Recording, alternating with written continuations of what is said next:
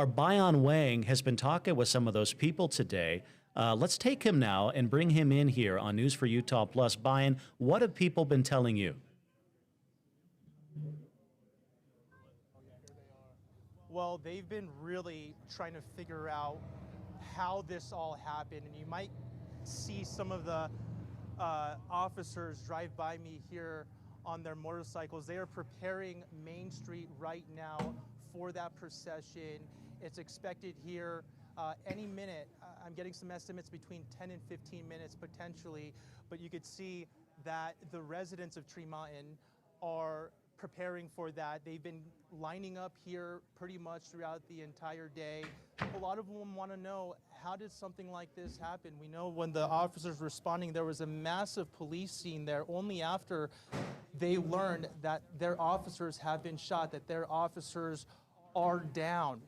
And so when we talk about the initial domestic violence call, what they're wondering is what was communicated during that call? Was anything communicated at all where they showed up with just a few officers? I believe just one officer, and then the second officer responded, also got shot too. We wanted to kind of understand who we're dealing with here, this suspect.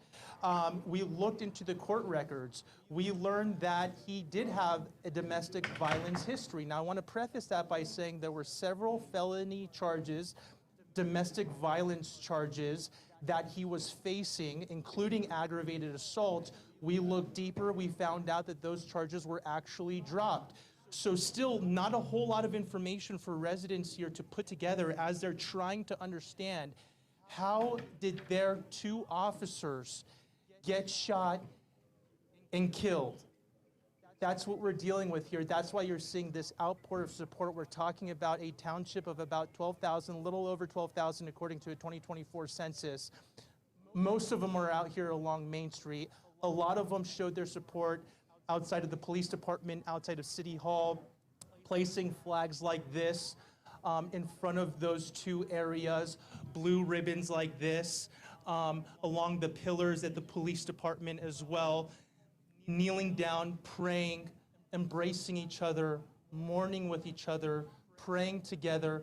When we're talking about a town of 12 to 13,000 people, we're talking about a lot of people who know each other. These are their neighbors. These aren't just people in uniform. These are people that they know, that they had dinner with, that they had play dates with their children. And I'm gonna go ahead and welcome in Mike right now, who is a lifelong Tremonton resident. Mike, you see all the people here lined up waiting for that procession to come here. You guys are banding together. How has this impacted the community? You know, anytime you have something like this, it's gonna impact the community in a big way. This is a small, relatively small community. It's obviously growing pretty fast, but I've been here since the population was 2,000 people, so I've watched it grow. But whatever we are now, 12 or 15,000 in Tremonton proper, it's amazing to watch people come together, but we always do. And we always do, Mike. And let's take a look here now. If we could pan over, as it appears there's more officials setting up the street for the procession. I'm actually looking down Main Street right now, and it looks like a whole bunch of them coming this way. If you want to pull it off, if you want to grab the camera, walk over here towards the street, we're going to get a first look at that procession making its way over here from Taylorsville down here north to Tremonton. And this is exactly what the residents here were waiting for. Those two fallen officers making a stop here as vehicles, law enforcement honor guard, continue to come by. Actually, we're seeing our first look of what appears to be one of the officers traveling in that vehicle, making its way here on that hearse. And the second one as well. We're told that they're stopping here at one of the funeral homes. They're gonna allow people to pay their respects. And then the second fallen officer is gonna be transported to Logan as well.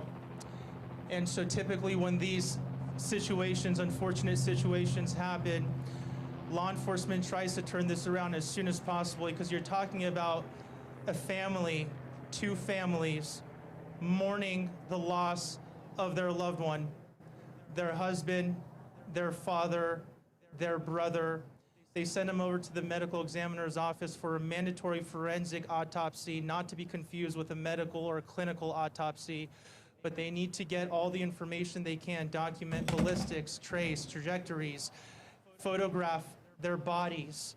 They need to certify a cause and manner of death so they could help prosecutors out with their case. And you're seeing the outpour of support here in Tremonton as that procession has touched down here in Tremonton, excuse me.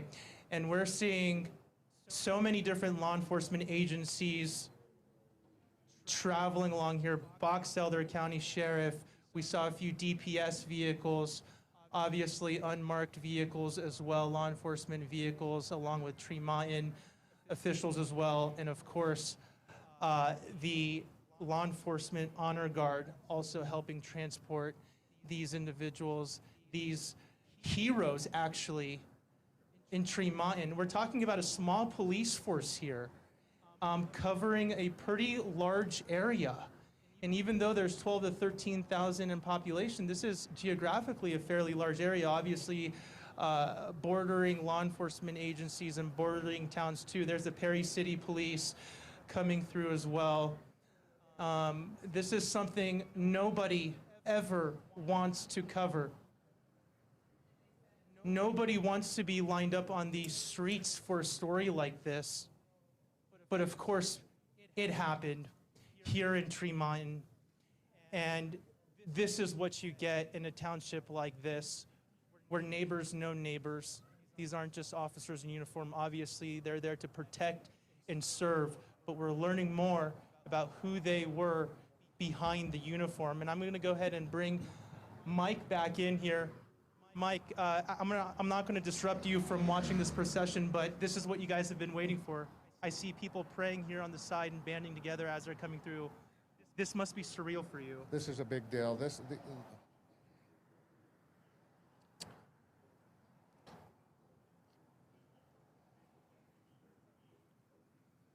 These folks were my friends. I didn't know the younger cop, he was new, but I worked with Lee for years as a volunteer fireman. He was always a lot of times the responding officer on the calls, and so it's hard because he was my friend. And then when you see all this, it just makes you proud. Makes you proud to be part of it. And then hopefully we can all come together and around these two families and get them through this. It's just going to be tough. And I'm hearing a lot from others about Officer Sorensen's character. Tell me about this man. You know, it's interesting. 2 or 3 years ago, I was in a class, and he taught it, and it was about school shootings, and he was teaching a active shooter class to EMTs. So if we had an active shooter situation in a school, we could go help them and know what to do with bulletproof vests and armed and everything, and he taught that class. And I mean, that's the last real interaction I had with him, other than seeing him on the street, you know, in the grocery store or whatever, because I've been off of the fire department for 3 years. When we went full-time, that changed things, but he was a good person. I think everybody around, like, he just got along. He did his job and didn't try to bully anybody or cause problems. He just was a great guy and done a good job. When we're talking about the healing here for this community, because this is something that's never happened here before, what do you think that's going to look like, Mike? I think it's going to look. Today was a sober day, I think, for a lot of people, and you know, it's on a different scale of 9/11, but I think we're going to have the feeling of 9/11 here for a while, I hope, and everybody can just come together and quit being mean. Quit being mean to each other. This is I don't know. This is America. We need to just be kind and take care of our people and love everybody. I think the healing's going to it's going to take some time, and especially for those men that worked with them officers firsthand every day. You guys are going to need some help. They're going to need some arms wrapped around them and some hugs. Not only the family, but them guys, these paramedics and these guys that work with them every single day. They're going to need some hugs. It's going to be hard. And because you're a lifelong Tremonton resident, you're well connected. You know most of this community. I know a lot of people. Yeah.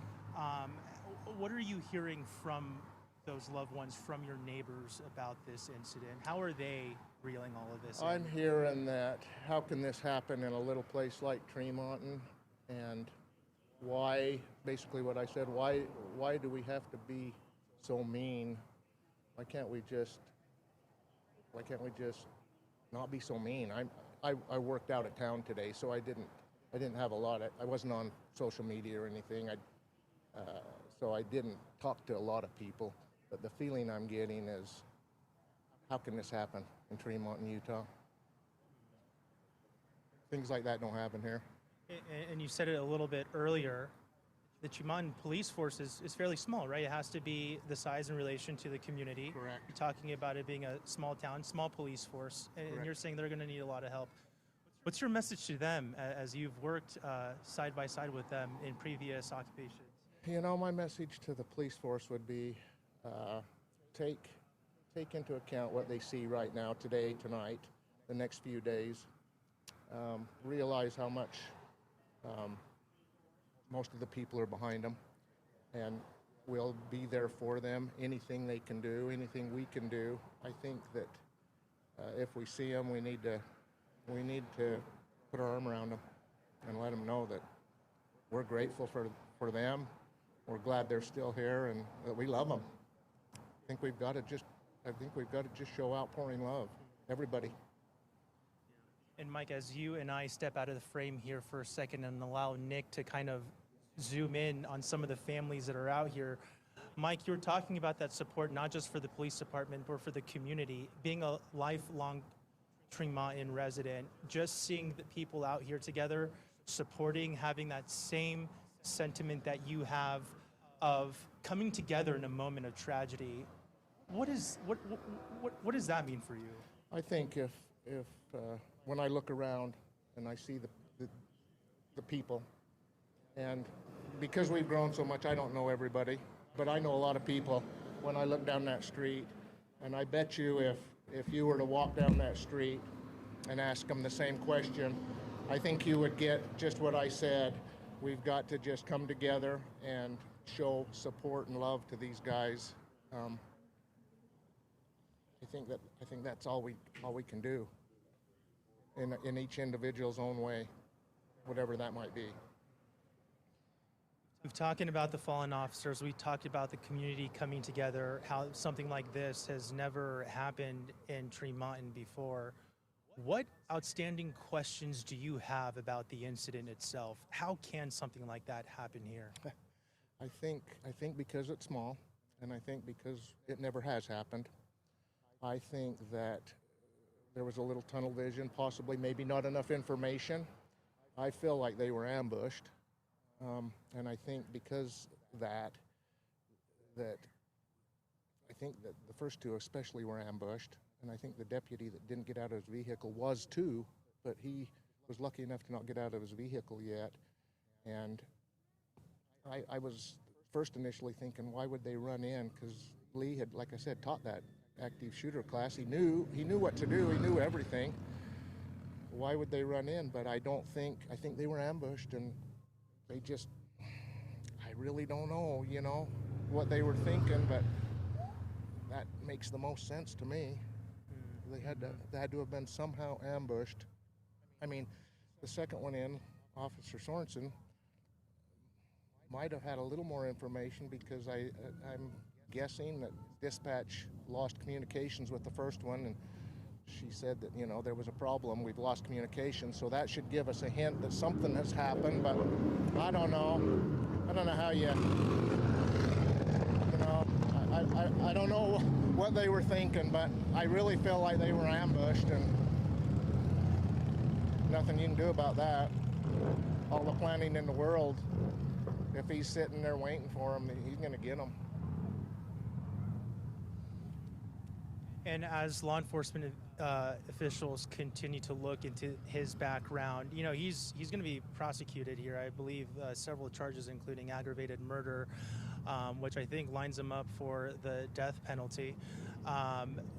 What do you think is next here for the community?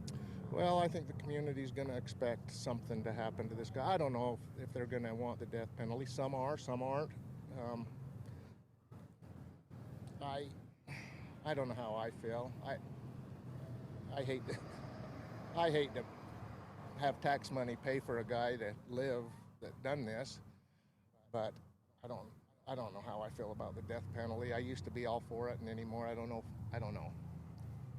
But I do hope, and everybody's going to hope, that there is some pretty good prosecution done to this guy, because that was just mean, terrible. Yeah. And as we go ahead and wrap up here, any message to the family?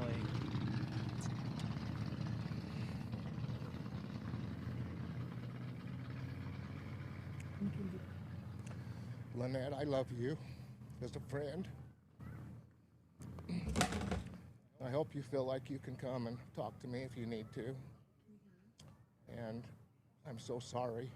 I'm so sorry for your loss. And I hope the whole community and everybody wraps their arms around you and shows the love that you deserve. And we can get you guys through all this. Mike, thank you for your time. I really appreciate it. You take care of yourself, Thanks okay? a lot. All right. You'll edit that so I really sound professional, won't you? No, hey, you know what? You spoke from the heart, and I that's what the feeling I'm getting here from this community. You're right. This Tremonton community really does band together. They really do support each other and pick each other up. I cannot wait to see this company thrive together again as the healing process continues. Days, months, weeks, years, however long it may be. Right. ABC4 is here for you guys as well, too. We got our county fair that's starting Wednesday. Okay. And so there's going to be a lot of pouring out because it's already a big deal. And so there's going to be a lot of people out there showing support, and I don't know what all will come about it, but they're going to show a lot of different things. I expect at the rodeo and all kinds of places. So yeah. And ABC4 will certainly be there for the coverage. Okay, Mike? Thank you. Thank you again for chatting with me. You bet. Okay, take care of yourself. So guys, man, just a whirlwind of emotions here. You can't help but to empathize. It's hard being out here for the entire day, and you know, you're hearing all these people share their memories with these fallen officers, but then you zoom out a little bit and you go, you know what, these residents are the actual ones who are living this right now. He described this as a 9/11 moment for Tremonton. How many times do you hear that? This is a sobering experience here for this community, according to Mike, the gentleman that we're just talking to. He's calling for everybody to be nicer to each other, to respect police officers, the kind of things that you would expect to hear in a situation like this. And I believe the procession just wrapped up here a few moments ago.